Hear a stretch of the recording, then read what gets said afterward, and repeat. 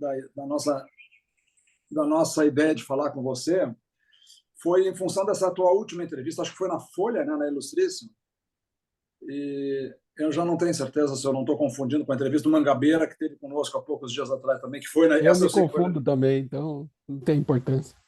Tá, mas essa é outra pessoa, você não pode se confundir você com outra pessoa, eu posso confundir os dois.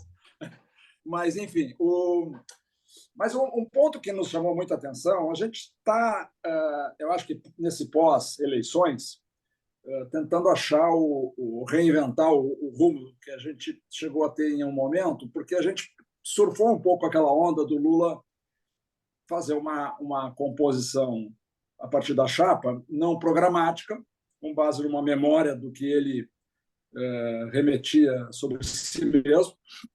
E agora, passadas as eleições, eu acho que existe uma grande dificuldade de dizer assim, mas qual é a expectativa razoável que a gente pode ter em relação ao Lula e o que não é razoável porque não foi vendido, né? E nessa entrevista, o que assim, eu acho que o Carlos, o Samuel, o João estão muito mais treinados para discutir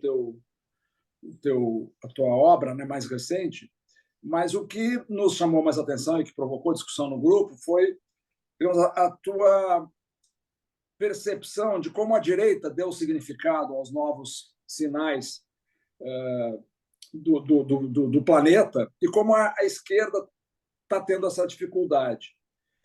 E a mim, particularmente agora, para colocar uma questão antecipada, assim, eu me senti um pouco deserdado no teu endereçamento, porque a gente claramente não é um grupo de direita, a gente sempre se definiu como um grupo que se alinha pela democracia liberal e eu diria assim, até com viés mais progressista,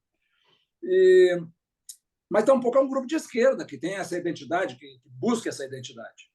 Então, assim, nós somos um espaço, a gente tem dito assim, que do Amoedo ao Freixo, a gente está aí, nessa praia. A gente conversa com todo mundo e a gente gostaria, de alguma maneira, de estar bem conectado com todos. Assim como a gente poderia te dizer que do André Lara Rezende ao Armínio, igualmente, para falar da economia. Então, assim, a grande aflição que eu acho que existe hoje existe algum outro centro, mesmo que não institucional, que não seja essa coisa, digamos, da realpolitik fisiológica que acabou sendo normalizada, né? O Haddad ganhou, o Haddad não, perdão, coitado do Haddad, o Kassab ganhou o fórum de gênio da política. E a gente não tem nada a ver com isso, assim como a gente tampouco se percebeu está sendo representado na chapa do Lula porque o Alckmin foi para lá. Então, assim, se você pudesse, de alguma maneira, dizer o que você acha, que você percebe nesse território, que não é claramente um território identificável com o que o PT já foi, com o que o PT hoje é muito menos, mas com o que o PT já foi. Mas também não é um segmento de direita. Quer dizer, como é que a gente pode aspirar? Quer dizer, existe um espaço para um PSDB reinventado, com outras bases, com outras premissas, mas para alguma coisa desse tipo. Hoje pela manhã a conversa paradoxal foi: não, alguém propôs que a gente conversasse com o Tarcísio. Eu pessoalmente acho que não é compatível com a natureza do nosso grupo, mas enfim, alguém levantou essa questão. E outros falaram: não, peraí, a gente tem que gestar alguma coisa que vai pintar um novo nosso Blair. E aí atribuíram o Blair seria o Haddad. Eu não sei se esse nosso preenchimento de causa e vocação do centro vem da esquerda, com um nome como Haddad, se vem de algum lugar de onde não saiu nada até agora, desse esteio das candidaturas fracassadas em 18 e 22, mas eu senti muita falta na tua análise que você falasse alguma coisa sobre esse amplo segmento que não se sente de esquerda. Porque a tua análise na entrevista foi toda ela falando o que a esquerda não tem, que a direita está preenchendo. Então, eu deixaria esse ponto para provocar, e se vocês me permitem, a ideia é que o Samuel, como nós somos poucos, acho que a gente pode fazer uma roda, o João e o Samuel reflitam com você, debatam com você, mas eu acho que a gente pode fazer uma roda de conversa legítima aqui mesmo. Pode ser? E muito obrigado pela tua liberalidade na tua agenda. Eu sei que você está com 5 horas a mais que nós E obrigado por ter aberto. Está recém chegando aí na França agora. Né? Zeca, só para avisar o Marcos, para não ser descortês, às 2h30 eu entro na CBN, Tá. então vou sair mais cedo, tá bom, Marcos? Mas já te convidei para ir lá no Insta, fica na tua agenda aí. Pelo que eu sei, o Marcos vai ficar 8 meses fora agora, não é isso, Marcos? É isso aí. Desde 2015 que a coisa não tá fácil na vida, não. O tempo inteiro. Vamos ver se agora dá uma folguinha, né? Então, são muitas questões aí, Zeca. Eu vou começar por uma, que eu acho que para mim é definitiva. Samuel caiu agora. Na hora que eu vou falar um negócio que eu e Samuel, a gente discute faz anos. Então, essa ele não ouviu.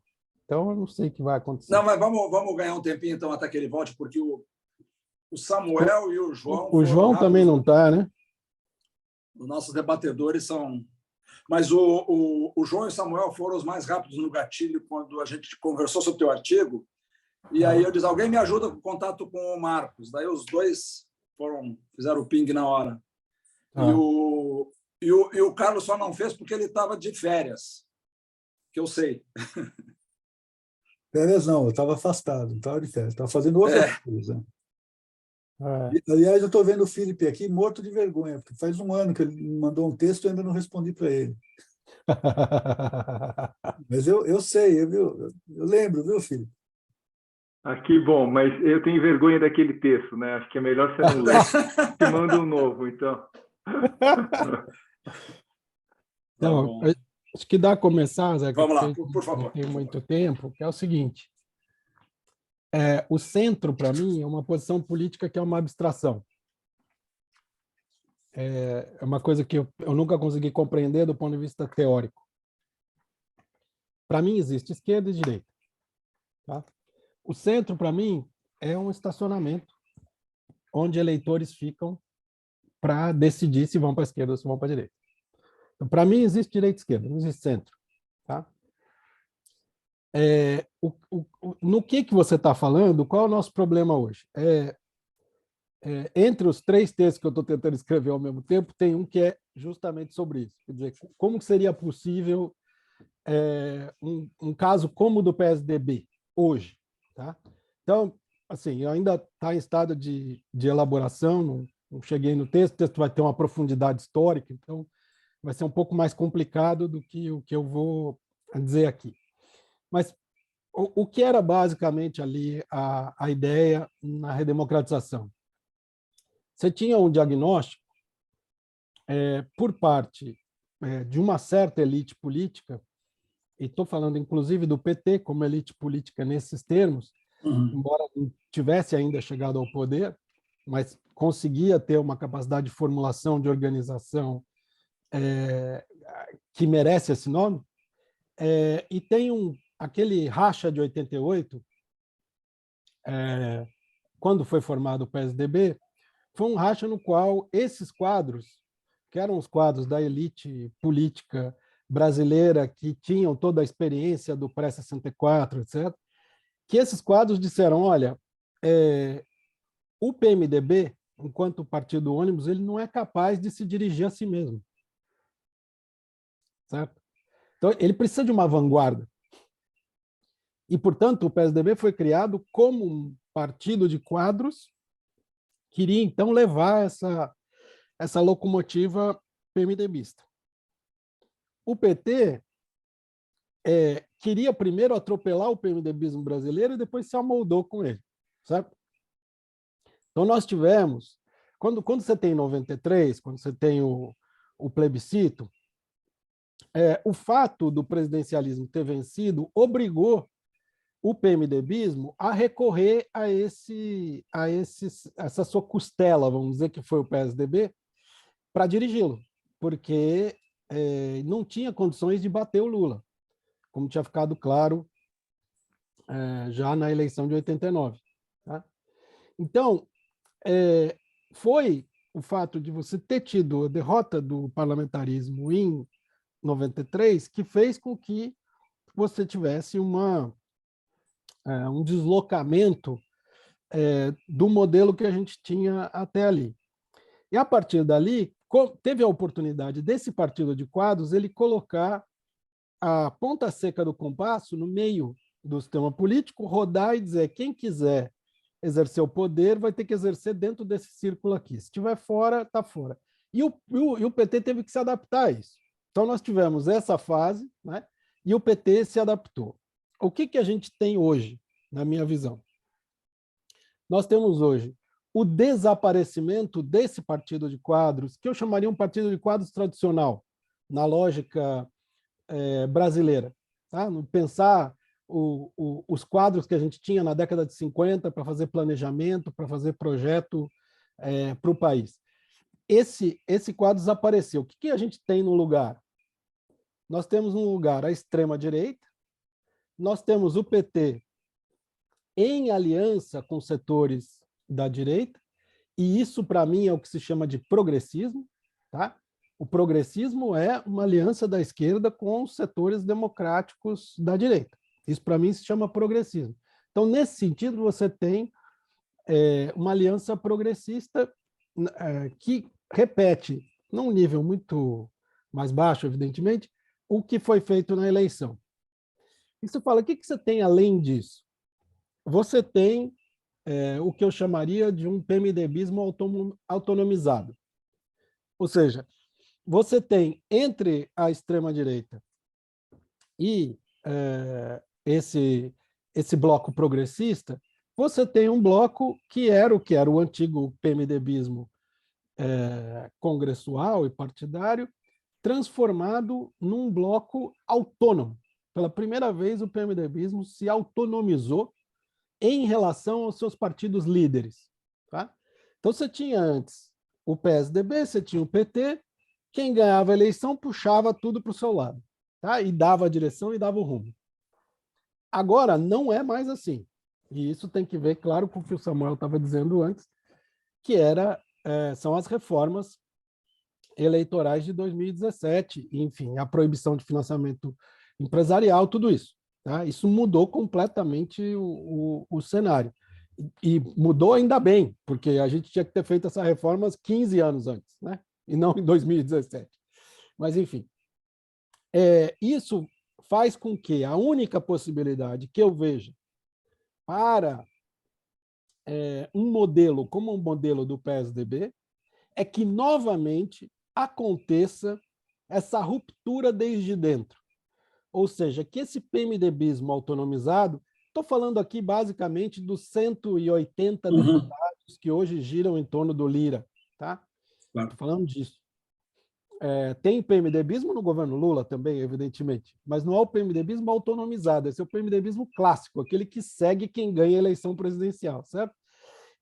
Esses 180 deputados que giram ali em torno do Lira, mas podem girar em torno de outra pessoa, isso aqui é interessante, não é uma coisa pessoal do Lira, entende? Ter uma ruptura desde dentro, e que essa ruptura desde dentro diga, olha, eu me proponho a liderar vocês. Tá? Você me diz, nossa, mas coitada da pessoa que fizer isso, certo? Eu também acho. Mas, assim, quando o Covas, o Fernando Henrique, o Tasso Gereissati, meu pai, sei lá eu quantas milhões de outras pessoas fizeram isso lá em 1988, falaram, vocês são malucos. Não tem espaço para fazer nada fora do PMDB. Vocês estão loucos, tá certo? Só tem PMDB e PT. E daí foi criado o PSDB. Agora, isso que eu estou querendo te dizer, Zeca, para tentar responder a sua pergunta, que é enorme, é dizer o seguinte, você tentar se organizar desde fora, certo? E chegar para esse bloco de 180 deputados e dizer assim, olha, eu tenho a candidatura boa para vocês, você vai se ferrar. É simples. Tá certo? Então, assim, por isso que nós estamos nessa encalacrada. Porque você tem extrema-direita e você tem um governo progressista, uma aliança progressista. Tá? Você tem isso. E no meio tem o quê? Tem esses 180 deputados. Tá?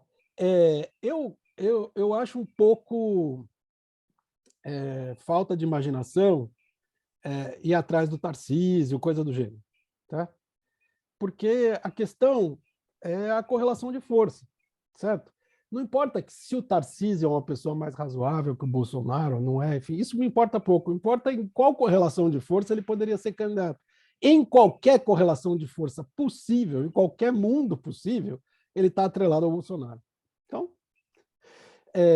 para mim não tem como escapar disso, porque se ele quer partir de 25% do eleitorado, ele tem que colar no Bolsonaro, não há o que fazer. É um sujeito que ninguém conhece, e isso vale para qualquer pessoa do campo bolsonarista. Então, veja, você me pergunta, como? Fala assim, é assim, eu acho. Agora, me diz quem vai ser o Tasso Gereissati, quem vai ser o Covas, quem vai fazer o Fernando Henrique, que vai fazer essa ruptura, que vai ser essa costela que vai sair, não de um partido mais, mas de um bloco PMDBista autonomizado, e que vai dizer, olha, eu quero dirigir isso aqui. A chance da democracia brasileira está aí, eu acho. Né? Porque tem, por exemplo, a ilusão do meu amigo Celso Barros, que é a ilusão de que o PT vai se tornar o grande PMDB da década de 80, fazer a transição e tal. Não dá, gente. O PT se acaba se ele fizer isso. Ele não pode fazer. Ele pode fazer um governo de aliança progressista, mas ele não pode tomar aquelas tarefas todas do PMDB da década de 80, a não ser que ele se autodestrua, que é possível, mas acho muito difícil. Assim. Então, desculpa ter me estendido, eu sei que o nosso tempo é pouco, mas... Não, mas a pergunta era complicada. E a pergunta é tão complicada quanto a nossa existência como iniciativa coletiva, como esse coletivo aqui. Ela só reflete isso, a gente tem falado sobre isso todos os dias. E eu queria completar, assim, eu entendi a limitação, digamos assim, genealógica pela direita e pela esquerda que você faz, acho que existe quase uma simetria nesse sentido. Sim. Mas eu vou te fazer um adicional à primeira pergunta, só para... E aí eu calo a boca, já passo para quem está inscrito. Quando a gente teve essa conversa com o Mangabeira, que foi muito interessante, eu diria assim, tanto pelo que ele falou, como pelas intervenções que a gente teve. Mas uma das coisas que o Mangabeira fala, que é um pouco uma premissa, uma assumption mangabeirista, né? As reformas, as transformações acontecem quando a elite rompe, quando tem uma disruptura na elite. De certa forma, você circunscreve essa chance de ruptura na área estritamente político-partidária, mas também passa por uma ruptura, como a que aconteceu lá atrás e ensejou o partido de quadros do PSDB.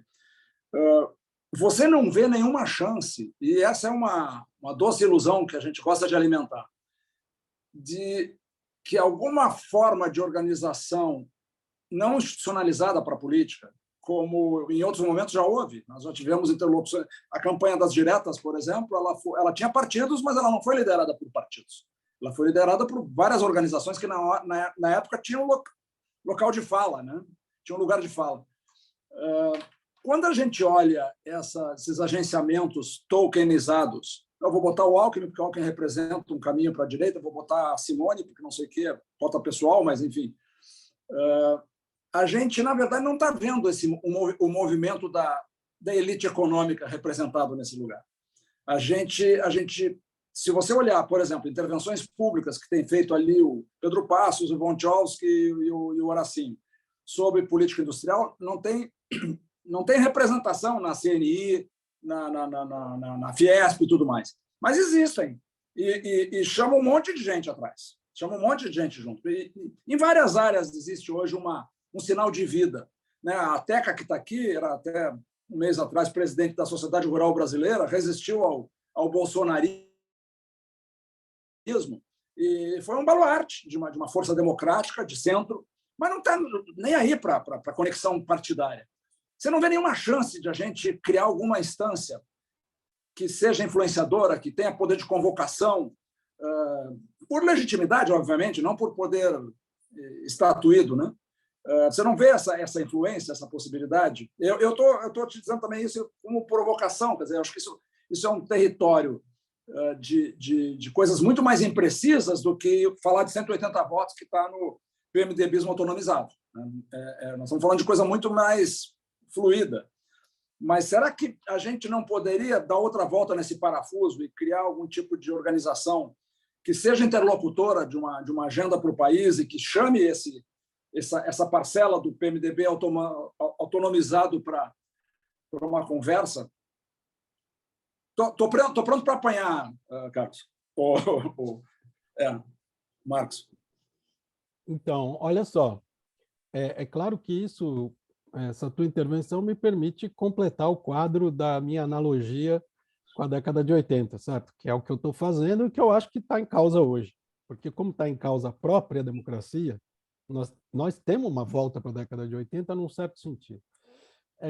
A primeira coisa, como movimento de base, como movimento social, eu não vejo a menor chance. Eu acho que você também não vê, certo? Porque o espaço está inteiramente ocupado, seja pelo PT, seja pelo bolsonarismo. Tem como. Se um tem 25, o outro tem 29, você vai fazer o quê?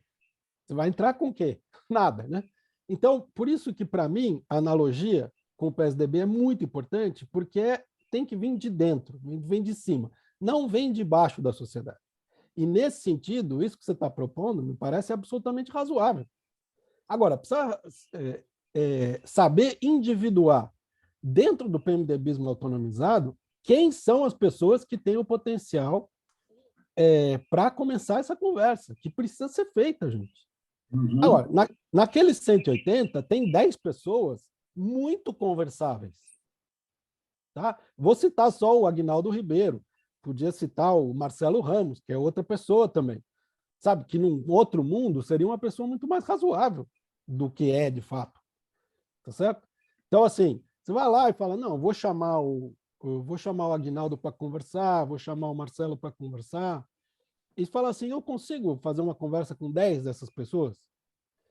Tá? Porque, vejam, o outro lado da história é, na hora que o PSDB rompe, porque percebe que não lá em 88, certo? Quando não passa o parlamentarismo, o PSDB diz, eu não tenho chance de levar essa parada, certo? Porque eles tiveram toda a experiência de dirigir a Constituinte, que não foi pouca coisa, e depois, quando cai o parlamentarismo, fala, agora a gente perdeu tudo, certo? E por isso tem que romper. Tá? Então, um movimento semelhante hoje, ele tem que ser feito nessa base. É claro que você não tem quadro igual o Fernando Henrique, o Tasso Gereissati, o Mário Covas, é óbvio. Tá? Com aquela experiência pré-64, inclusive. Mas tem gente com quem dá para conversar. E eu acho que é isso que tem que ser feito. Tá? Essa referência do Mangabeira, eu não estou sabendo qual é a referência, enfim, qual é o raciocínio que ele fez, mas essa essa revolução da elite já aconteceu, me desculpe. Já aconteceu e quem perdeu foi justamente essas pessoas que você mencionou. Tá certo? Foi quem perdeu a parada. Tá? Agora, como é que você faz para essas pessoas que perderam a parada, mas têm influência, têm capacidade de formulação, etc., voltarem para o jogo? Você tem que juntar essas pessoas com os 10 razoáveis do PMDBismo autonomizado e ver se sai dali. Por que eu estou dizendo isso? Porque o contexto, que era o contexto de 88, hoje ele vai se recolocar em termos da concentração partidária. Tem que convencer essas pessoas de que é possível construir, nesse contexto, um partido, uma organização, ou centrar num partido, e que você consiga, de fato, produzir uma alternativa. Quer dizer, ou sai dali, ou eu não vejo de onde posso sair, entendeu? Essa aqui é mais ou menos a minha posição. Eu não sei se ficou clara. Eu acho que está super clara, Marcos, super clara. Bom, eu vou passar então para o Samuel. Você está pronto? João? O João está com o tempo dele lá só. Samuel, toca a ficha, Samuel. Por favor. Vou fazer duas perguntas para o Marcos. Uma bem no debate e outra uma coisa um pouco de fora. Marcos, você avalia o tempo, avalia se vale a pena responder as duas. Passa a bola para você. Acho que de dentro, a pergunta que eu faria era por que no equilíbrio político brasileiro a solução pela direita, né? Eu entendi seu ponto, só tem esquerda e direita, entendo perfeitamente, para mim faz todo sentido. Por que no jogo político brasileiro a solução pela direita teve que vir com um projeto autoritário? Por que não foi possível gerar uma solução pela direita democrática? Essa é a primeira pergunta para você. E a segunda pergunta, desviando do nosso tema, é o seguinte. Começou o ano, o Lula fez uma escolha que foi o seguinte: a sociedade está muito dividida, eu tenho que ter entregas rápidas, não dá para eu usar o padrão normal do ciclo político da política fiscal, não dá para começar no freio, porque a minha popularidade pode cair muito, eu perco o pé. Então, ele resolveu inverter a ordem natural do ciclo político e começou o governo com um gasto muito forte. Teve as virtudes e a fortuna, digamos assim.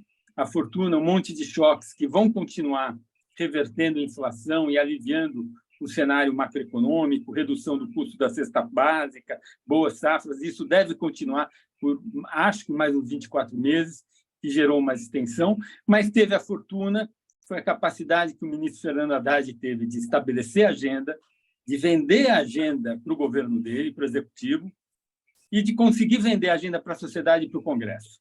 Se o Fernando vai aprovar tudo, eu não sei. Se ele aprovar metade do que ele mandou, está ótimo, mas eu acho que esses dois fatos, né, uma situação internacional mais favorável, choques, reversão de choques favoráveis, com a capacidade que o ministro dele teve de dar um norte para o governo e ele, de certa forma, aceitar e implementar, gerou uma situação muito melhor hoje.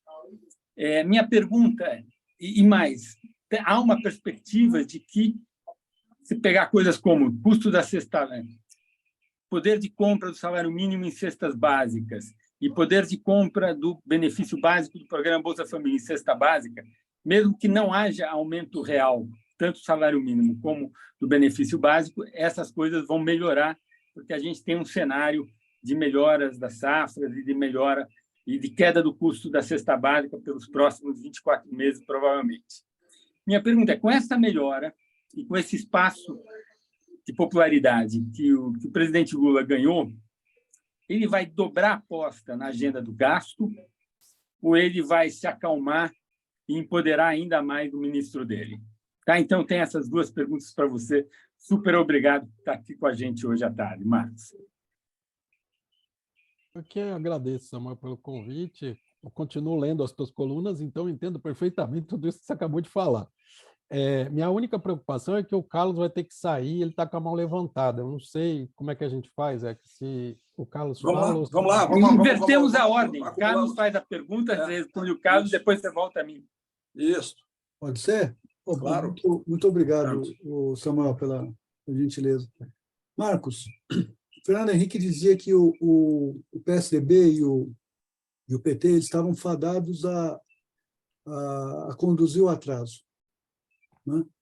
E esse partido de quadros que surgiu, como você delineia, ele conduziu o atraso, sim. Tinha um grande componente ali, como tem até hoje, de fisiologismo. Fisiologismo, o patrimonialismo sempre fez parte desse processo, né? Só que aconteceu um fenômeno interessante ao longo do tempo, e eu acho que você passa por isso, que eu costumo fazer a seguinte brincadeira. Antigamente, nós usávamos a expressão alto clero e baixo clero, né? Essa expressão desapareceu, porque não existe mais alto clero, né? Você só tem o baixo clero agora.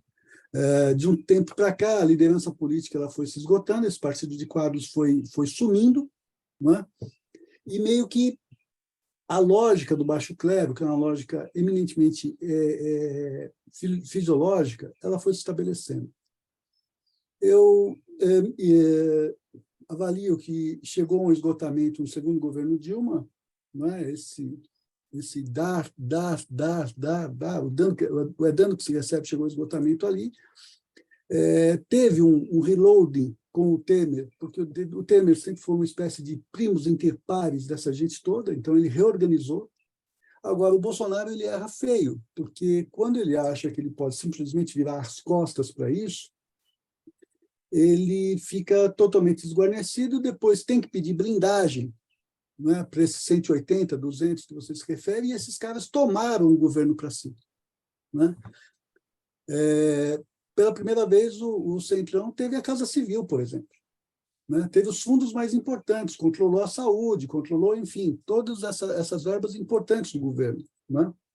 O Lula, quando chega, me parece que ele quer, de alguma forma, recompor aquele quadro anterior com o PMDBismo. Mas isso morreu, isso desapareceu, você está absolutamente correto com isso, né? E a guerra que se tem hoje, que eu tenho escrito sobre isso, é uma tentativa de bolsonarização do governo do Lula sem o bolsonarismo. Ou seja, o Centrão virá o sócio igualitário do governo, né? Então, eu acho que a gente está diante de uma briga muito pesada, muito dura, muito difícil de sair disso. Eu concordo completamente com o seu raciocínio, eu só fico imaginando se esses 10 que você fala, que olha, que a partir de caras como o Aguinaldo Ribeiro, o Marcelo Ramos, o próprio Cajado, que apareceu nessa história toda, você pudesse reconstituir o Partido de Quadros, eu temo eu temo que talvez isso não seja possível, porque esses caras eles são fracos na condução desse processo. Eles não se consolidaram como lideranças políticas desse processo. As lideranças políticas desse processo são eminentemente fisiológicas, como o Arthur Lira e o Alcolumbre. Não é o nome, mas é o estilo de liderança, baseado efetivamente no patrimonialismo e não num patrimonialismo associado com o partido de quadros, como você aponta. Era essa ponderação que eu queria fazer, e te agradecendo aí a gentileza de deixar eu falar primeiro. Imagina, gentileza nenhuma, Carlos. Então, sobre esse ponto, eu disse que no meu raciocínio era a única possibilidade. Eu não disse que seria fácil, tá certo? Não é fácil, porque, como eu disse, você vai comparar o Aguinaldo Ribeiro com o Covas? Não dá, né? Então, assim, é muito complicado, mas estou querendo dizer que eu não estou conseguindo ver espaço que não seja um espaço que saia daí. Por quê? Porque o que a gente tem hoje, então, é um PMDBismo que se dividiu em dois. O PMDBismo clássico, que foi o que o Lula levou para o governo, tá? Aqueles 220 que ele tem. Depois você tem um PMDBismo autonomizado, no 180, que é esse PMDBismo diferenciado. E depois você tem lá os 100 e poucos, 113, sei lá, que são bolsonaristas enlouquecidos ou quase, tá? Então, esse é o quadro que a gente tem na Câmara. O que é interessante, eu acho, Carlos, é o seguinte, é que esse PMDBismo autonomizado, eles querem ser respeitados como políticos. Eles querem ser respeitados porque eles têm uma posição ideológica. É isso.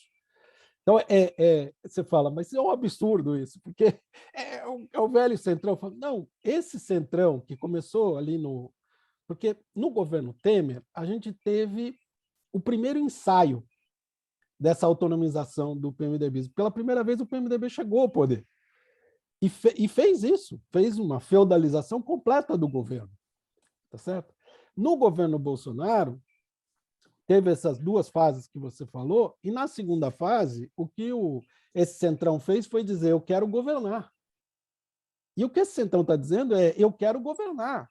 Tá certo? Por isso que eu estou dizendo que é factível. Não estou dizendo que é fácil, mas é factível. Porque esse centro quer governar.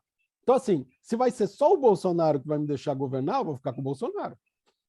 Tá certo? Essa é um pouco a lógica. E isso chega um pouco na questão que o Samuel colocou, de por que, então, esse modelo do partido de quadros se esfacelou.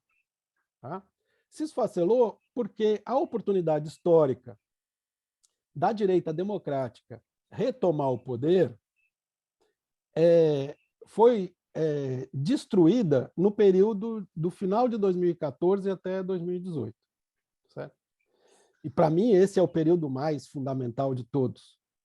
Porque não só tem aquela patetada do Aécio, de, enfim, dizer que tinha sido fraudado, e de ficar estimulando o movimento de rua. Imagina, o Aécio dirigindo o movimento de rua. Ia dar certo. Mas teve também a coisa de que, no momento em que, atrás do escudo da Lava Jato, se fez uma grande aliança que ia da direita democrática até a extrema-direita, a direita democrática se abrigou na política tradicional. Enquanto todo esse movimento era um movimento antissistema. Então, a direita tradicional democrática não conseguiu se preparar, e estou dizendo não só a direita tradicional democrática, também as novas direitas democráticas, também estavam ali e que eram antissistema, tá? Não conseguiram fazer um acordo para isolar a extrema-direita. Entre 2015 e 2018, foi esse o desastre. Porque você não conseguiu isolar. E quando você chega em 2018, eu lembro sempre a história do Alckmin em 2018, dizendo que o problema da eleição era ter um cara em Cruzeiro do Sul distribuindo, lá no Acre, né? Distribuindo o santinho dele. Aí você fala, peraí, você não entendeu nada. Você não entendeu o que está acontecendo. Claro, partido de quadro, política tradicional, não estava conseguindo entender o que estava acontecendo. Entrou o cara que tinha entendido, certo? E que era a única candidatura antissistema que tinha. Claro, teve um movimento do Rodrigo Maia, que eu achei inteligentíssimo, ali em julho de 2018, quando ele chama o Ciro Gomes para conversar e diz que quer que o Centrão apoie o Ciro Gomes. Ali, ele tinha entendido. Ele tinha entendido que precisava de uma candidatura antissistema, senão ia perder fragorosamente. E daí o Samuel estava nesse almoço também, em que, quando eu perguntei isso para ele, ele me falou assim, vai falar com o fulano, falou uma pessoa que dirigia um banco na época. A culpa é dele, certo? E que falou que tinha que ser o Alckmin. Então, esse erro, Samuel, esse erro. E você não se recupera disso, a não ser que você refaça o processo, que é o que eu acho que é razoável. Tá? Sobre o governo Lula especificamente, enfim, eu tenho, quer dizer, você me convence fácil, é isso que eu quero dizer, das perspectivas, tá certo? Porque eu estou lendo as suas colunas, estou vendo essas coisas acontecerem, estou conversando com as pessoas, estou vendo isso andar dessa maneira. Agora, quando você me diz, será que ele vai dobrar a aposta no gasto ou o Haddad vai ganhar? Na verdade, Samuel, o acordo interno é o Haddad ganha essas e o Lula gasta depois. Esse é o acordo. Então não tem jeito, tá? Não tem saída para mim. Sim, não, mas a dúvida seria, será que o acordo espera até 2025? Porque se aguentar até 2025, ano que vem fazer uma coisa mais moderada, mais rigorosa no gasto, é suficiente para a gente chegar bem em 26. Tá, então, isso daí você sabe que não depende da gente, depende da negociação com o PMDBismo autonomizado. Por quê? Porque o preço do PMDBismo autonomizado cai conforme a popularidade do Lula sobe, certo? Isso é evidente. Tá? Se é essa a lógica, não necessariamente você vai ter que fazer mais concessões do que você já fez. Então, parece um cenário razoável a gente imaginar que não vai ter um enlouquecimento de gasto por causa da eleição municipal, certo? Assim, o PT está dando por perdida a eleição municipal. Assim, nunca vi alguém já desistir da eleição um ano e meio antes, mas foi o que eles fizeram. Eles falaram, não dá para entrar com isso aí. Não é só o PT, não é só o PT, o PSDB também. Não, é que o PSDB a gente caridosamente deixa sob silêncio, né, Zeca? Porque não tem muito o que fazer a respeito, tá certo? A não ser que o PSDB faça esse tipo de movimento que eu estou falando, de se colocar junto com outros partidos para reunir uma turma, tá certo? Ali do PMDBismo autonomizado, e falar, gente, a gente precisa ter um projeto. Tá? Veja, Ponte para o Futuro foi isso, certo? Foi um projeto do PMDBismo autonomizado. Tá? Foi isso. Agora, foi para frente? Não foi. Por quê? Porque o governo Temer não saiu dos 10% de popularidade. Ué. Que adianta você fazer esse negócio? Agora, pode ser que numa outra circunstância aconteça. Agora, não depende necessariamente só do fracasso do governo Lula você produzir esse negócio, outra ponte para o futuro, entende? Não depende. Você pode produzir isso e falar, olha, meu horizonte é 2030, eu vou esquecer 2026, que é o que eu acho que deveria ser feito. Certo? Lá em 88, você vira e fala, esquece 89. Tá? 89 é só para... E nós vamos para 94. É meio isso que eu estou falando na minha analogia um tanto, vamos dizer, tosca, né? Do que eu acho que fazer. Fala um pouquinho sobre esse ponto. O Haddad, há 2 semanas, a Teca, Samuel estavam lá, ouviram dele. Ele disse que o acordo dele com Lula é que o Lula ficaria quieto nos primeiros 6 meses, que o Lula não cumpriu o acordo. Segundo ele, o Lula não cumpriu o acordo. Não foi isso, Samuel? E aí, assim, mas está muito claro que ele quer uma chancela para ser digerido por essa, digamos assim, pela versão social desse centro aí digerível, né?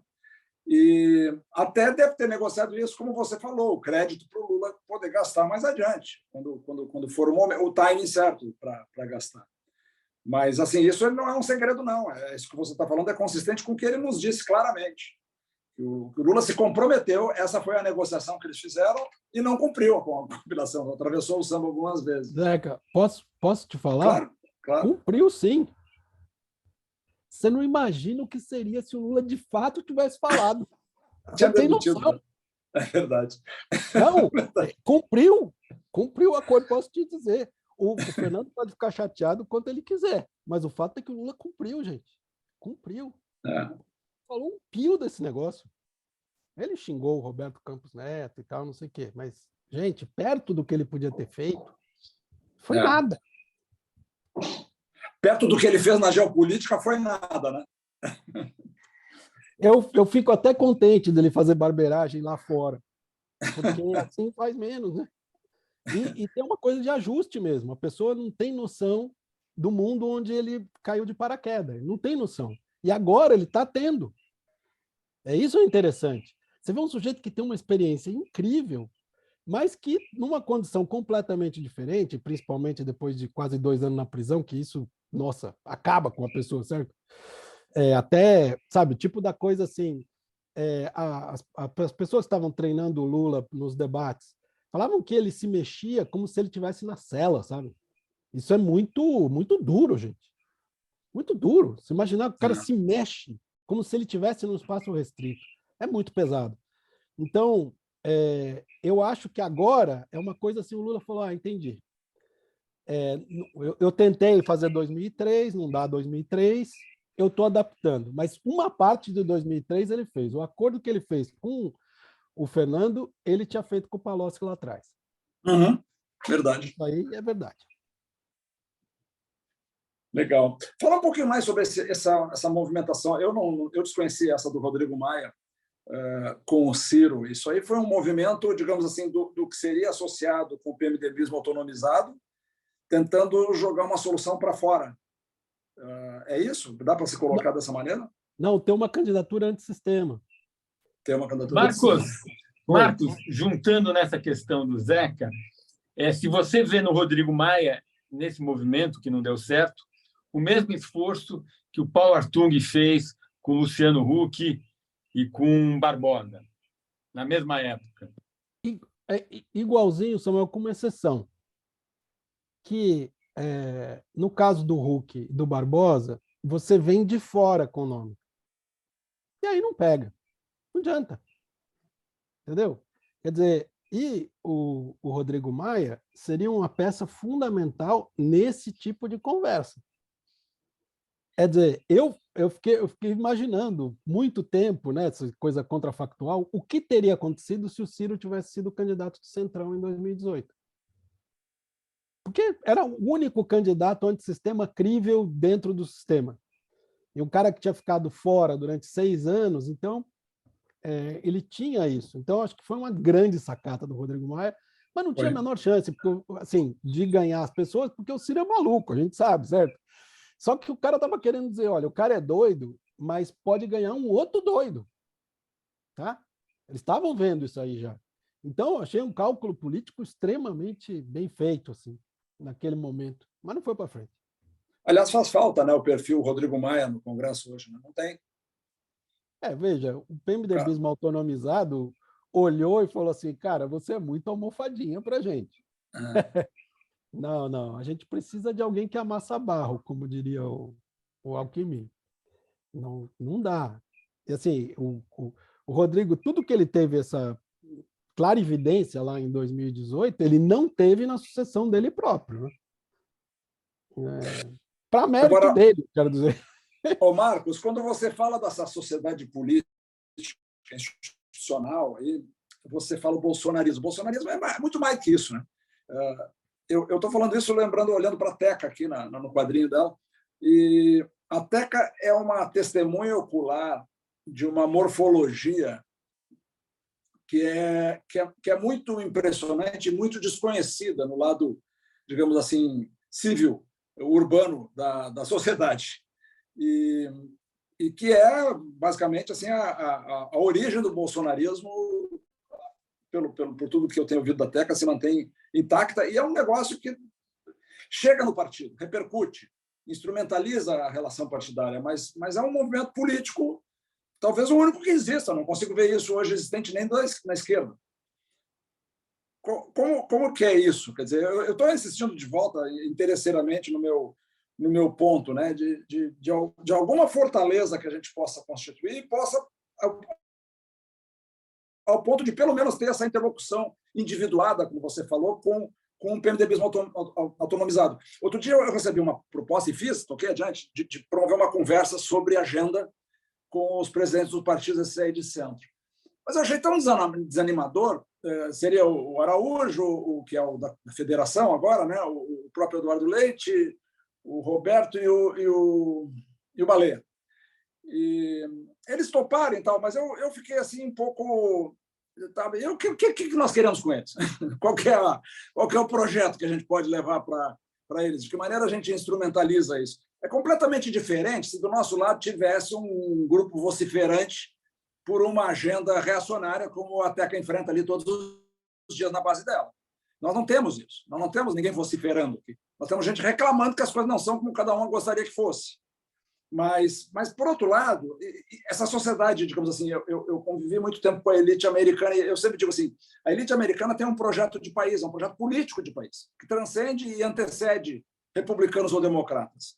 Tem uma ideia de país, pode estar dividido entre eles, agora mais dividido do que nunca, mas a nossa elite, eu nunca consegui ver isso. Ela reagia, ela delegava isso ali para o PSDB e para coisas piores, mas ela nunca teve um projeto, nunca ventilou-se um projeto da nossa elite.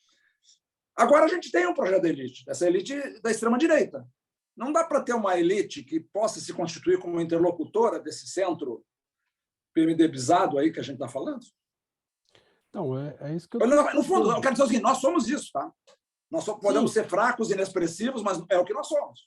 Isso, mas olha só, também esses Estados Unidos aí que você experimentou não existem mais, certo? Então, isso daí a vida está complicada, não está fácil, não.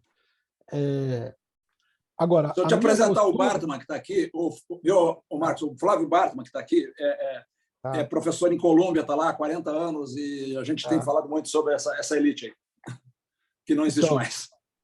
Então, mas assim, o Brasil teve várias levas, tá? Então, acho que a primeira que se constituiu ali no projeto moderno dos anos 30 era aquela aliança entre intelectuais e governo que chegava até a ditadura, certo?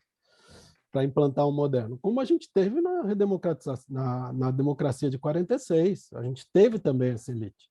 Tá? E durante a ditadura, o que não mataram, não exilaram, etc., também se constituiu nessa elite que foi dar no PSDB, em outros quadros do PMDB, etc., na década de 80. Então, assim, a elite continua existindo, mas são as elites, não é mesmo? Agora, se eu fosse conversar com esse PMDBismo autonomizado, eu não chegaria lá, olha o que eu tenho a dizer para vocês. Eu chegaria para dizer assim, o que nós podemos fazer por vocês? qual é o tipo de demanda que vocês têm? Sabe, Ok. as minhas analogias são todas muito velhas. Tá? Uhum. Então, eu me lembro, enfim, coitado de mim, não lembro. Mas, assim, faz parte da história o Ulisses Guimarães chegar no SEBRAP em 1974 e dizer assim, caro Fernando Henrique, a gente vai apresentar uma anticandidatura, precisamos de um programa. Mas, assim, sabe, o movimento saiu dele. Tá? Então, assim, é muito mais o contrário. É o tipo, que tipo de demanda vocês têm? Vocês têm esse tipo de demanda? Porque a história de que a elite vai chegar e vai, né, fazer o seu grande projeto, porque a gente pode enumerar aqui 15 livros que tem projeto de país aí, né? É só pegar um. Agora, você chegar e conversar com a pessoa e levar essa pessoa a sério, que isso é importante, levar essa pessoa a sério e falar assim, olha só, a gente sabe que vocês têm uma certa identidade, porque tem, esse PMDBismo autonomizado tem certa identidade, tanto que vocês veem, a expressão mais comum que a gente encontra hoje na boca do Marcos Pereira, na boca do Arthur Lira, etc., essa é uma questão de Estado, não é uma questão de governo. Esse PMDBismo autonomizado fala assim, eles falam, essa é uma questão de Estado, e não uma questão de governo. Ou seja, eu não estou no governo, mas estou aprovando isso aqui, entendeu? Bom, se é uma questão de Estado, qual é o projeto de Estado que vocês têm?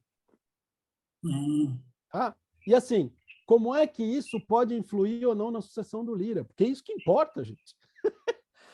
Tá certo? O seu primeiro objetivo tem que ser influir na sucessão do Lira. Você fala assim, eu preciso arrumar um cara razoável.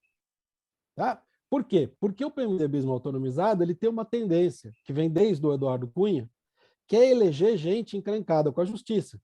Por quê?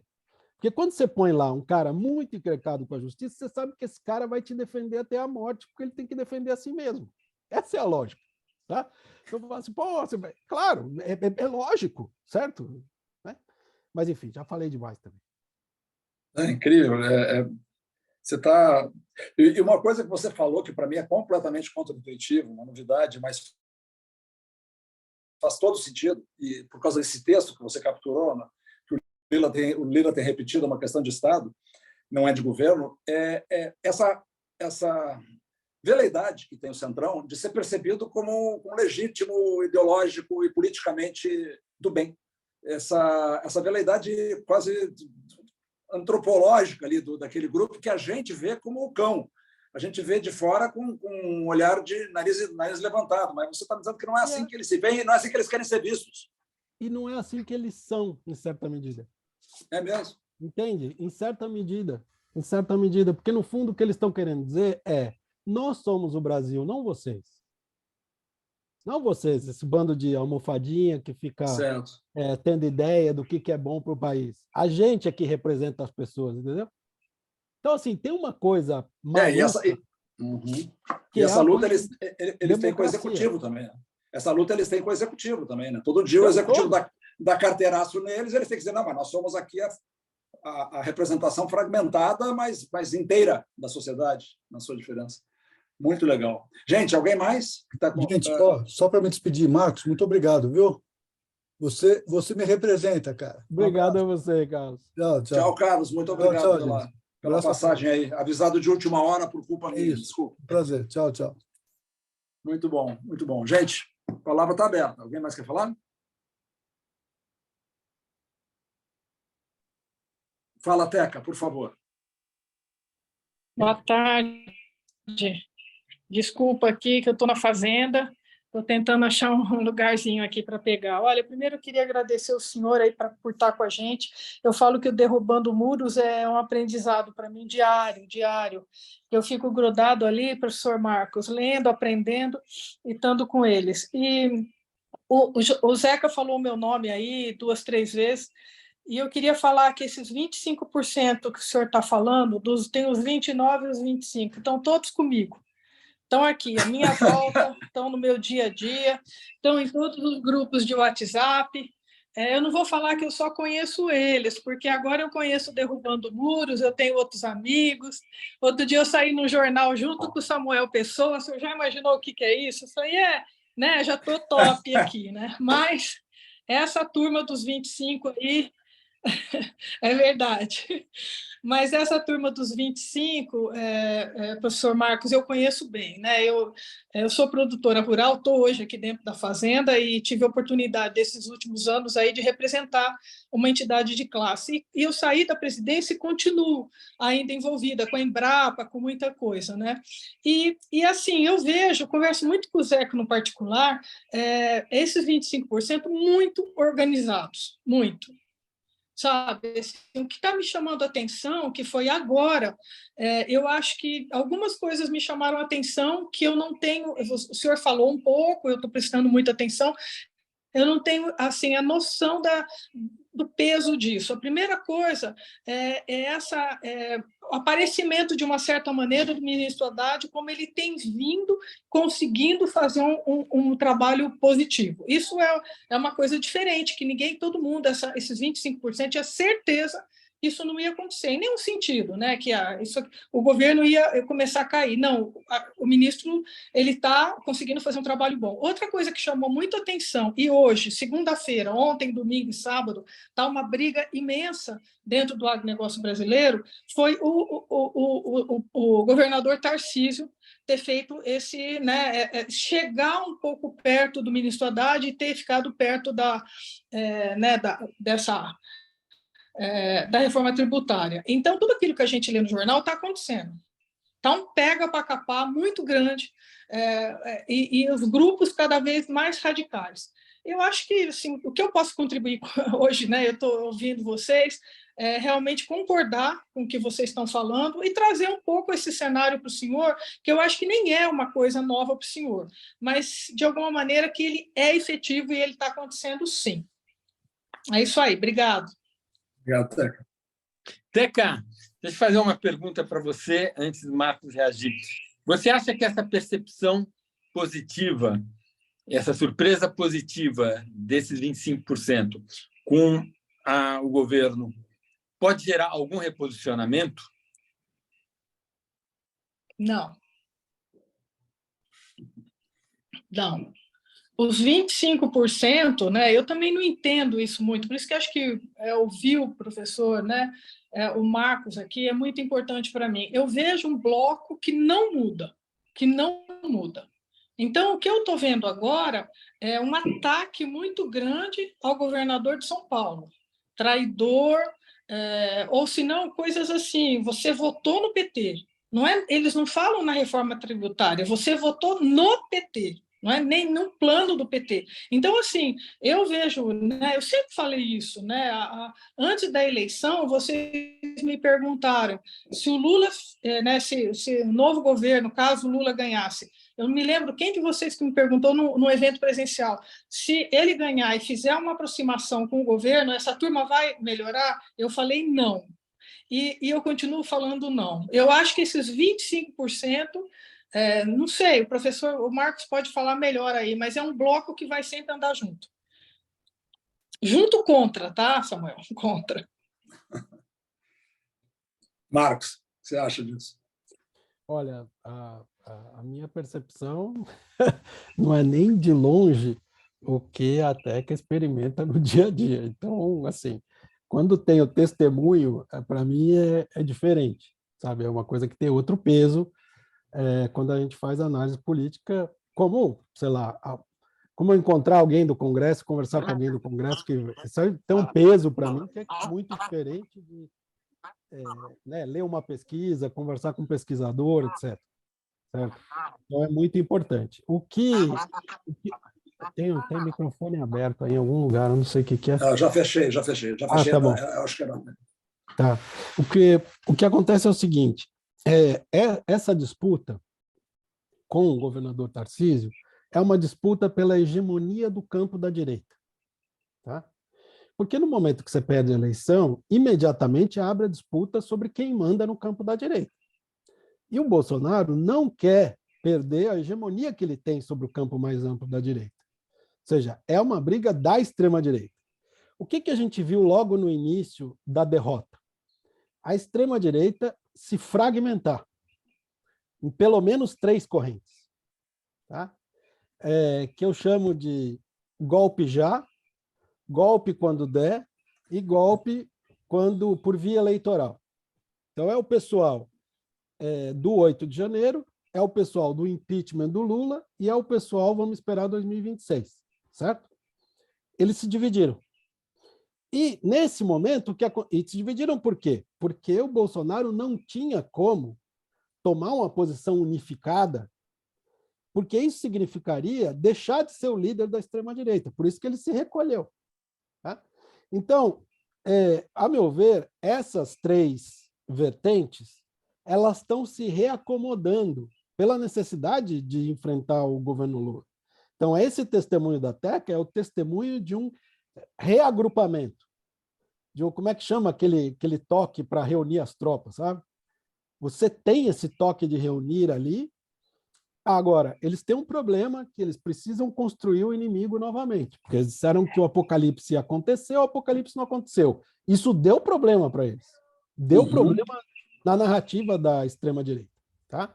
Agora, hoje, a extrema-direita continua sendo hegemônica sobre o campo mais amplo da direita, porque ela continua tendo os votos, continua tendo os 25%. Desses 25%, a gente sabe que 15% são autoritários de verdade, tá?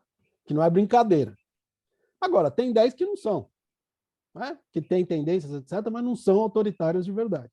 E é como a Teca disse, esses 25 são muito organizados, tá? Muito organizados, uma coisa muito impressionante. Então, assim, a chance que a gente teve ali em janeiro, que era de isolar a extrema-direita, aprofundando os rachas internos da extrema-direita, essa a gente perdeu. Essa não volta, porque os caras perceberam as loucuras que fizeram e falaram, não, gente, não dá. A gente precisa se unir, porque senão o governo Lula acaba com a gente. Tá certo? E isso funcionou. Eles reagruparam as tropas. Então, isso já não dá mais como movimento político. Tá? Agora, para disputar a hegemonia sobre o campo da direita, eu volto, Zeca. Só se for com o PMDBismo autonomizado, não tem outro jeito. Tá certo? É sair de lá, vão xingar de tudo, vão dizer que é centrão, que é não sei o quê, enfim, tudo certo, mas é o caminho que tem, não tem, eu não vejo. Quer dizer, se vocês me convencerem que tem outro, beleza. Pode ser que vocês tenham achado algum. Não, acho que é o contrário, você que tá inoculando na gente esse caminho. Mas nós temos inscrito aqui o Israel e o Marcos, o Márcio Fortes. Então, a gente faz rapidamente as perguntas e aí liberamos o nosso, que já está tarde lá. Por favor, Israel. Tudo bem. Em primeiro lugar, dizer que a perspectiva até que é muito legal de ouvir, é muito boa, porque é uma perspectiva que eu moro aqui na Inglaterra, eu praticamente não tenho muita leitura. A minha leitura é muito a partir dos dados da estatística e, como a gente diz assim, como cientista social, eu sou um bom economista. Minha visão sempre é muito a partir dos dados da estatística. A perspectiva da Teca é muito legal de ouvir. Sem falar isso da perspectiva do Marcos, para mim é muito interessante. Mas a pergunta que eu faço ao Marcos é bem simples, na verdade, é essa aqui.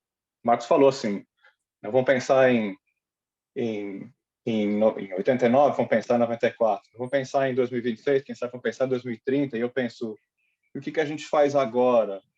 Sabe, a gente tem mais 4 anos de 3 anos de governo Lula, é uma eleição em 2026 que talvez os candidatos já estejam dados, e aí vem a minha agonia, e aí por isso que tem muito dessa conversa que a gente tem no grupo a respeito do Tarcísio é esse. Os cavalos parece que já estão mais ou menos dados. É claro que tem muito jogo até 2026, aí depende muito da deusa Fortuna, o que ela nos vai proporcionar, se vai ter uma facada ou não. Mas a pergunta é essa, o que a gente faz agora? Será que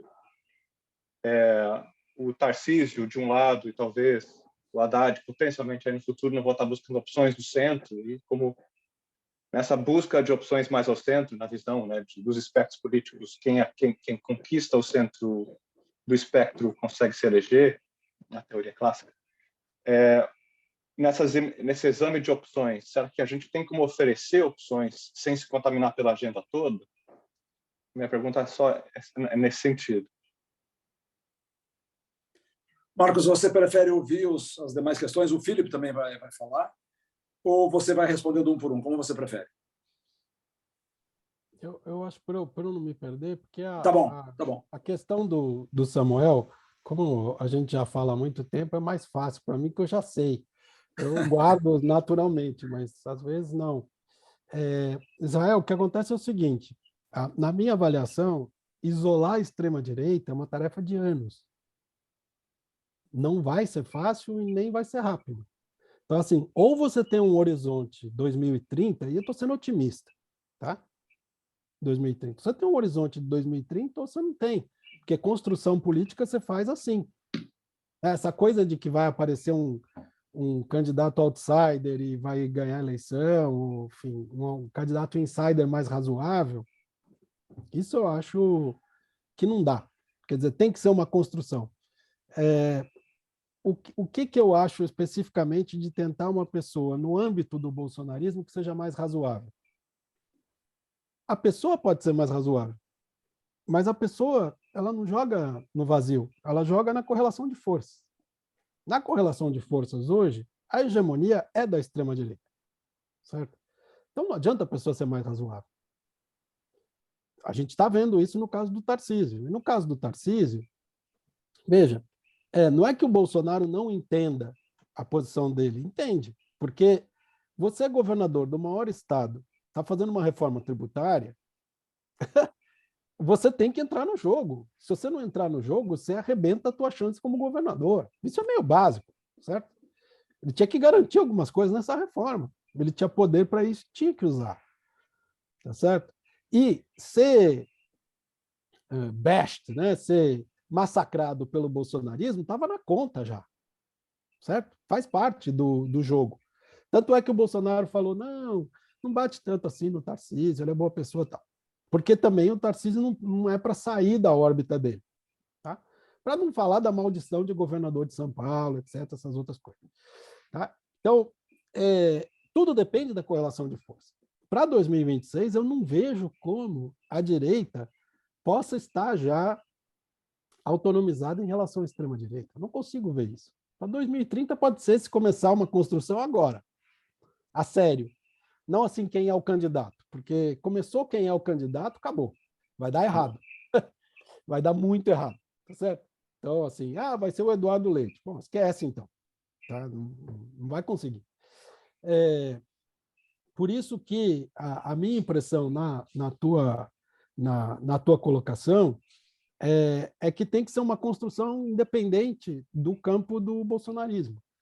Porque o campo do bolsonarismo não vai conseguir nada. Sabe? Não vai conseguir produzir uma pessoa mais razoável. Então, assim, eu sinto assim de não ter uma notícia melhor, assim, mas eu acho que é isso, que é uma construção para 2030 e uma luta para isolar a extrema-direita, porque eles têm capacidade. Vejam, a sorte é que o Nicolas Ferreira é muito jovem, mas essa pessoa ela vai fazer coisas muito altas ainda nesse país. Tá certo? Nós temos que prestar muita atenção em Nicolas Ferreira. Então, assim, a gente tem aquela esperança de que a Tabata Amaral e tal, não sei o quê, mas verdadeira estrela em ascensão é o Nicolas Ferreira. Então, tem que olhar isso, infelizmente, sabe? Isso, e você tem a corroboração aí do Felipe Neto, que entende de quem impacta aí nesse público. O Felipe Neto disse o quê? Que isso, que o Nicolas Ferreira é o anjo do mal pós-Bolsonaro. Puxa vida, hein? É o cara mais forte. Essa foi péssima, porque realmente receber a confirmação do Felipe Neto é pior do que receber a confirmação da Teca, porque a confirmação da Teca é aquele negócio de cercada e tal, e o Felipe Neto é dizendo assim, nossa, pode ficar pior ainda. Prestem atenção no verdadeiro inimigo. É isso. Bom, antes de passar para o Márcio, o João Carlos encareceu que meu pedido de desculpa, ele está com um problema na conexão dele, desconfigurou o celular, ele está lá em pânico. Pediu desculpa, Marcos, por não poder estar aqui contigo. Bom, Márcio Fortes, por favor. Boa tarde a todos. Desculpe ter entrado atrasado, Zeca, que eu tive que antecipar o almoço e tal, essas coisas. Isso nunca dá certo, né? Enfim, eu estou precisando da opinião do Marco, observando a cena. Eu participei da política desde sempre, desde 74, faço campanhas eleitorais, em 89, 94. Em dezembro de 93, era absolutamente impossível que o Fernando Henrique conseguisse ser reeleito senador. Um ano... Deputado estava difícil. O PSDB estava rearmando o eleitorado de São Paulo, tirando votos do Montoro, para ver se o Fernando Henrique conseguia ser eleito deputado federal. 10 meses depois, foi eleito presidente da República. Porque aconteceu o Plano Real. Mas não só porque aconteceu o Plano Real. É porque aconteceu o Plano Real amparado numa base parlamentar. A diferença do Plano Real para os planos anteriores é que ele não foi uma coleção de portarias e atos da resolução, nem nada. Ele foi uma lei. A URV, que acabou com a inflação naquele nível, foi uma lei votada pelo Congresso. E um Congresso que não era muito a favor no começo. Me ajude o Roberto Freire, quando puder, porque ele era o líder do governo Itamar no Senado. E era contra. Enfim, contra o Plano Real. Mas assim mesmo foi aprovado. E foi aprovado porque teve essa base. Então, estou precisando da opinião do Marcos. No último dia 31 de outubro, teve a eleição de 2022. No dia 1º de novembro, o mundo político inteiro, eu já falei isso aqui para vocês, né, Zeca? O mundo político inteiro só pensava numa coisa: como vai ser 26? Isso em novembro do ano passado. O resto é transição. Quer dizer, o novo governo Lula foi considerado, desde novembro, como um período de transição para chegar a 26, depois a 30. E o mundo político, pronto, se concentrou nisso, começou a se arrumar para isso. O PT também, a extrema-direita também. Claro que havia outros componentes. Tinha, enfim, o que é o Tarcísio? Quem é esse tal de Tarcísio? Né? Um tecnocrata, ex-militar, formado no colégio militar, estudou engenharia no Instituto Militar de Engenharia e muito bem sucedido na administração pública como um tecnocrata. Trabalhou no governo Dilma, no governo Temer e no governo Bolsonaro. Ele não é político. Ele foi lá defender a reforma tributária porque é governador de São Paulo. Todas as movimentações políticas do Tarcísio são, de uma certa forma, orientadas e acompanhadas pelo Gilberto Kassab, que é o chefe da Casa Civil dele e que organiza essas coisas todas, não é? Então, o Tarcísio, nesse momento, é curto para isso. E a posição dele foi reforçada e enaltecida porque foi contrária à burrice do Bolsonaro de orientar o voto do PL contra a reforma tributária quando estava na cara que a reforma tributária ia vencer, porque senão o Arthur Lira não colocaria em votação. O fato é que só se passaram 6 meses do governo Lula. Ao contrário do que muitos dizem, já se passaram 6 meses, só se passaram 6 meses. Esse que é o meu ponto para você, Marco. E, portanto, nós temos ainda 3 longos anos até começar a escolher candidatos à sucessão do Lula, com uma eleição geral brasileira municipal no ano que vem, em que todas as cidades vão se mover em torno disso e que vai dar um pouco de orientação para a escolha de candidaturas. O que eu acho é o seguinte: estamos realmente numa transição e é curto para falar em nomes, mas os 25% da Tereza, que existem realmente, eles são organizados, mas eles são 25% porque o adversário é o Lula. Se o adversário não fosse o Lula, não seriam 25%. Seriam 20%, 22%, 18%, não sei. Ficavam concentrados nos bolsonaristas. Como foi o Lula o candidato, aí acirra a coisa toda e o Lula é o presidente. Então, o que se ouve de críticas ao governo Lula não é que o governo seja bom ou ruim, que é um governo como outro qualquer, que faz reforma ou não faz reforma, faz leis ou não faz leis. É porque o presidente é um ladrão. Pronto, acabou. Então, não serve, não pode obedecer, não pode respeitar essa presidência que foi eleita. O fato de que o discurso bolsonarista, de que foi eleito porque a urna é fraudada, porque isso ficou no passado e está acabado, ninguém mais fala nisso. Está encerrada essa questão. E gostei muito da sua divisão do golpe. Golpe já, golpe quando der e golpe na eleição. Tá certo? O golpe vem aí dependendo do resultado das eleições municipais, Marco. Espera um pouquinho, porque daqui a 1 ano e meio a gente vai ter a capacidade de analisar essa questão. Nesse momento, vai prevalecer de novo o que é mais importante nisso tudo, é se a economia vai bem ou vai mal.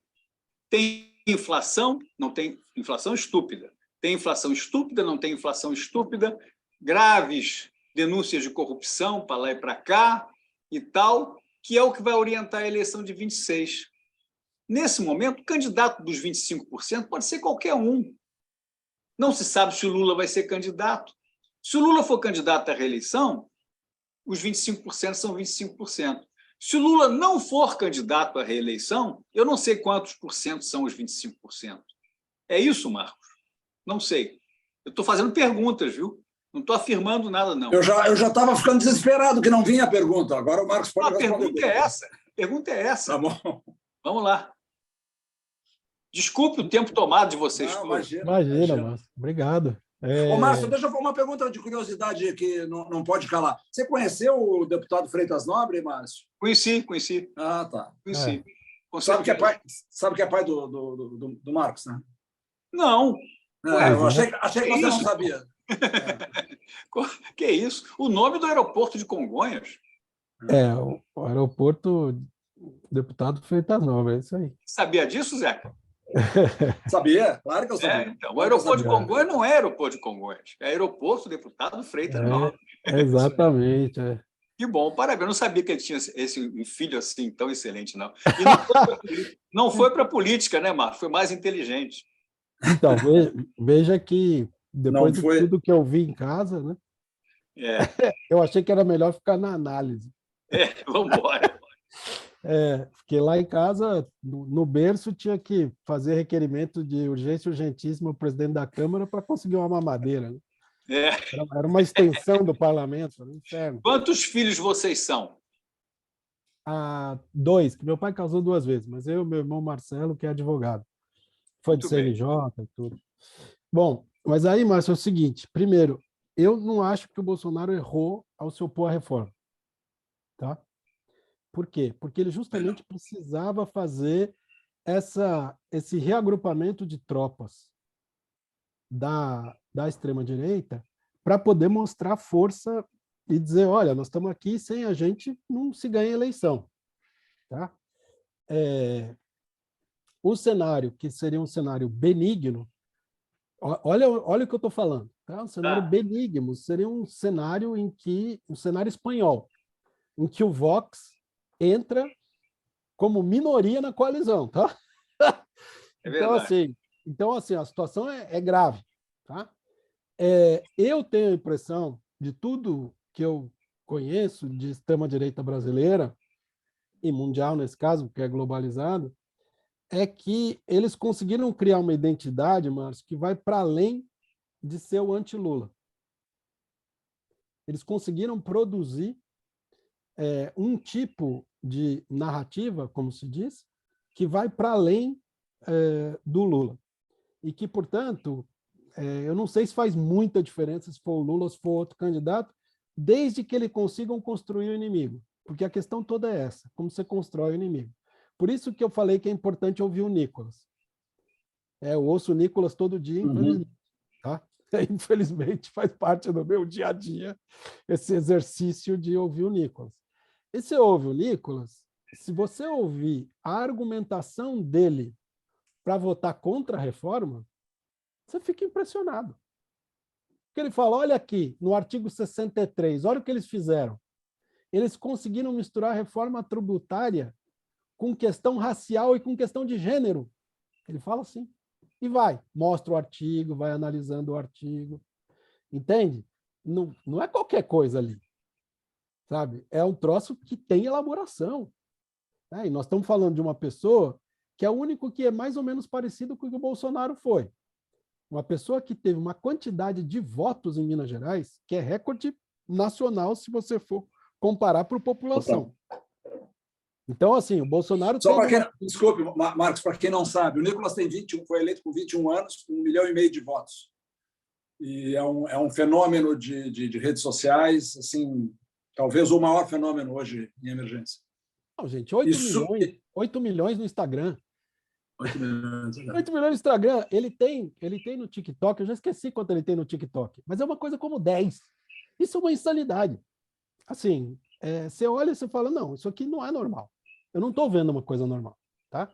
Então, Márcio, tem a criação de uma cultura de extrema-direita que é parecida nesse aspecto com o Tea Party americano, que se criou aqui.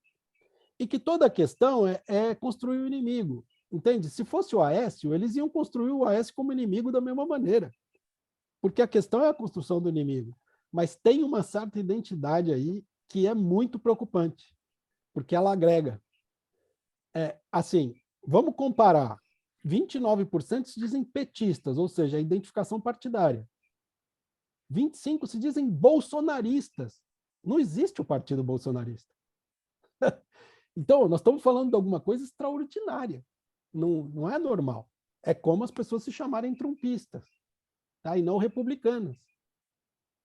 E eu acho que a gente tem que prestar atenção que esse é um fenômeno que vai demorar para ser combatido e que o risco que a gente corre é permanente. Por isso, qualquer movimento que a gente fizer para reconstruir a direita democrática é fundamental para isolar a extrema-direita. O Lula podia ajudar um pouquinho nisso, não podia? Então, mas também, Zeca, é o seguinte... O Getúlio ajudou na criação do PSD.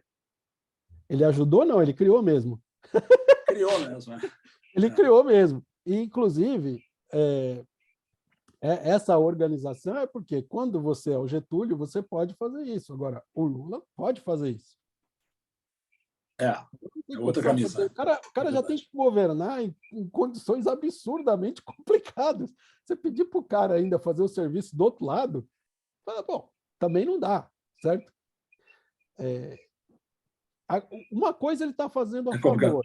Ele não trouxe o PMDBismo autonomizado para dentro do governo. Para trazer, ele teria que entregar metade do governo, que foi o que o Bolsonaro fez. Isso ele não quer fazer. Então, nesse sentido, ele está ajudando. Podia ter feito uma super maioria de novo, daí em vez de 220 ele ia ter 400. Não fez isso. Então... sai mais, no varejo parece que sai mais barato para nós. Caso a caso, né? Felipe Yang, por favor, e aí a gente encerra. Obrigado, Zeca. Olá, Marcos, bom te ouvir aqui pessoalmente. Marcos, eu queria pedir para você falar um pouquinho sobre eleições municipais de São Paulo, se fosse possível. A gente acompanhou aqui a votação da revisão do plano diretor, né, e você vê um racha dentro do PT que não tem candidato promissor, né? Então você tem uma parte do PT que deixa de fazer oposição, não é? E apoia o Ricardo Nunes nas coisas mais estruturais. Como é que isso recebe da política nacional e como é que isso transmite de volta para a política nacional? Como é que você lê esse fenômeno? É estrutural ou é apenas oportunismo mesmo, fisiológico? Como é que a gente entende isso e traduz isso no plano da reverberação mais ampla da política? Aí tem outra pergunta que é mais teórica, Marcos, certamente você não vai poder responder agora, que eu fiquei muito intrigado com a tua menção à impossibilidade teórica de um centro, né? Queria muito te ouvir isso em um momento, não vai ser hoje, né? Será que não é possível pensar numa força política que apoie o mercado nas suas externalidades positivas e reprima veementemente as externalidades negativas da iniciativa privada? Isso é uma coisa que, puxa vida, eu queria saber se tem uma teoria plausível, uma teoria política plausível para isso. Obrigado mais uma vez. Oi, Felipe, isso que você acabou de descrever, para mim, se chama direita. Eu não vejo nenhum problema de designar isso como direita, tá certo? O que o bolsonarismo fez, que é a operação ideológica mais bem feita dos últimos tempos, foi ter produzido uma identificação entre conservadorismo e extrema-direita. Então, por isso que a gente tem que tomar cuidado quando a gente usa a palavra conservadorismo. Porque é justamente isso que eles querem que a gente faça. Assim, não, o bolsonarismo é conservador. Não. Conservadorismo é outra coisa. Não é isso aí, não. Então, mas esse é o sinal, eu acho, sobre a questão do centro, de fato, eu tenho um grupo no qual a gente discute o conceito de centro e tal, não sei o quê. A gente um dia vai escrever um texto, se eu escrever, eu conseguir escrever, eu te mando. Mas é aquela coisa, começando no Sartori, que eu acho que é o grande cara que pensou a ideia do centro, e tentando ver o que a gente consegue tirar daí, mas é cumprido, como você falou.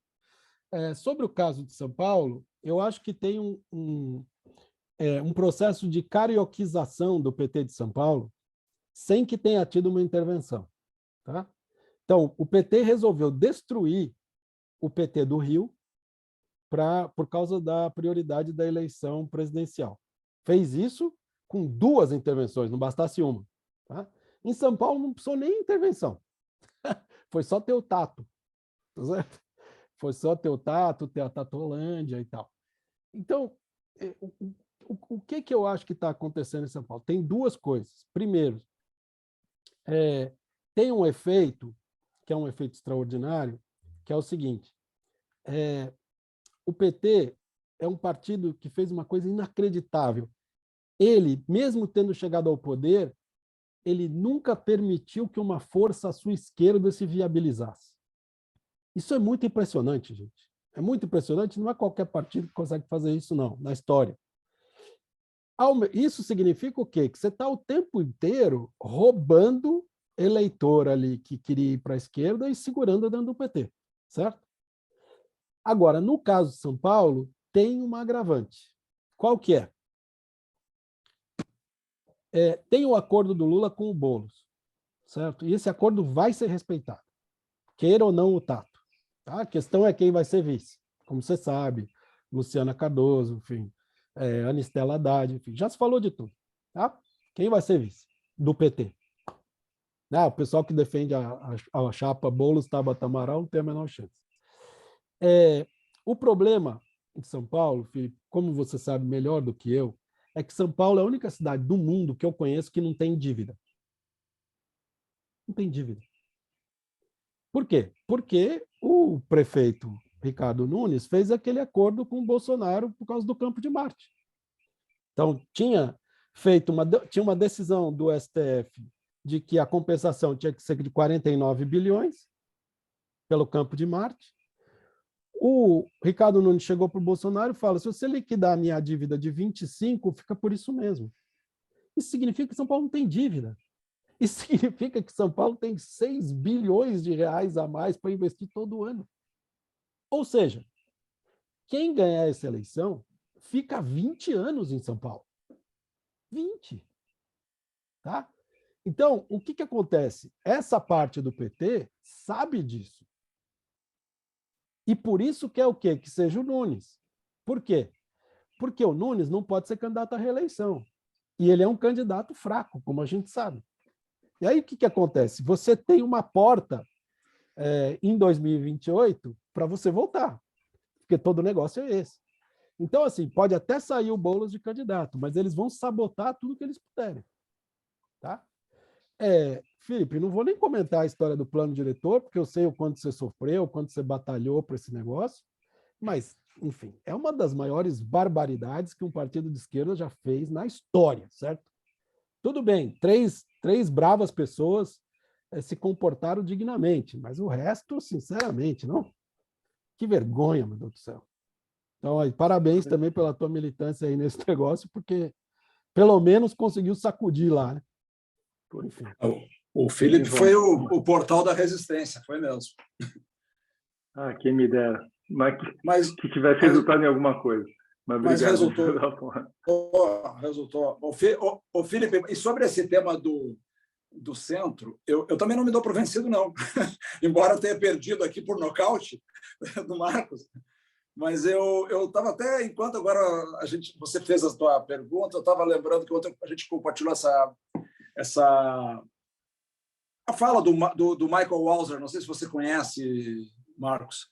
É um velhinho, né? É um clássico e eu pessoalmente não conhecia esse conceito, né? Então ele defende a liberdade econômica do ponto de vista assim, do consumo individual em todas as dimensões. Mas o limite é quando você consegue, apenas com recursos financeiros que só você tem, por mérito, ter acesso à saúde, à educação de qualidade ou à segurança. Então, assim, o que ele chama isso de liberalismo comunitário. Então, assim, acho que existe um espaço para a gente, já que essa turma do centro ou do PMDB autonomizado está disposta a ser vista como alguém que defende uma política de Estado, talvez a gente tenha que levar algumas premissas também, alguns valores fundamentais sobre os quais eu acho que é difícil ter muita discordância. Eu não tenho nada contra que os super ricos aqui ou nos Estados Unidos tenham o seu jato, tenham a sua Lamborghini, passem férias onde bem entenderem, comem o que quiser. Mas tem um limite intolerável para uma sociedade que produz riqueza suficiente, que é você ter alguns que podem tratar o câncer e outros que não. Então, me parece que essa conexão assim, com valores talvez permita que a gente fale com qualquer um desses 180 aí, com respeito, com vontade de falar, e não com o nariz em pé, como eu acho que é a tendência mesmo no nosso campo. Exatamente. Marcos, mais uma vez, muitíssimo obrigado. Foi um prazer pelo conversar com você. Palavras aí para uma alegria. Super tudo de bom. Obrigado aí. E boa sorte aí na iniciativa. A gente vai incomodar eles. É isso aí. Grande abraço, gente. Um abraço, Marcos. Tudo de bom. Tchau. Tchau, gente. Tchau.